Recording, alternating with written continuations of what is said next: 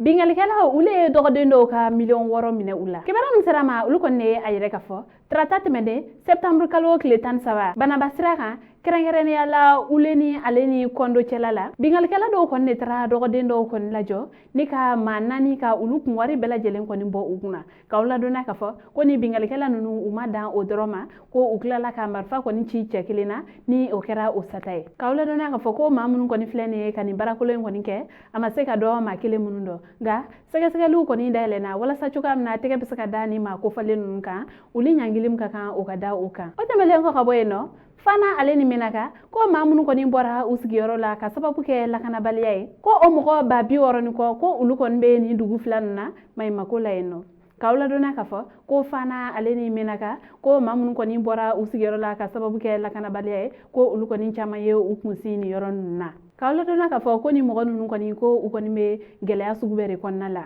ni waati ninnu na k'aw ladonna ka fɔ ko utukalo tɛmɛlen yɛrɛ kɔni kelen na ko Fanakaw ko mun yɛrɛ kɔni fɛnɛ ye Menaka marabolo kɔnɔna yen nɔ ko maa minnu kɔni jiginna yen nɔ ko a ka ca ni maa 60 ye ko wa olu tilala ga 11 olu ni ɲɔgɔn cɛ k'aw ladonna ka fɔ ko ni maa ninnu kɔni ko dɛmɛ minnu kɔni bɛ se u ma ko o tɛ ka labɔli kɛ o kɛra sababu ye ninnu kɔni bɛ Maɲumako de la ni yɔrɔ kofalen ninnu na yen nɔ ko cogoya kɔni ka gɛlɛn ni mɔgɔ ninnu ma kosɛbɛ ko sabula ni ye a ta ka lajɛ ko dumuniko bɛ ninnu na siyɔrɔ ko fo ka taa se hali kɛnɛya yɛrɛ ma ko o sabatilen tɛ ni mɔgɔ ninnu ye an balimaw ni kibaru ne tun b'an bolo ka da aw tulo kan ani ce aw ka kulomajɔ la aw kan bɛn a ɲɔgɔnna wɛrɛ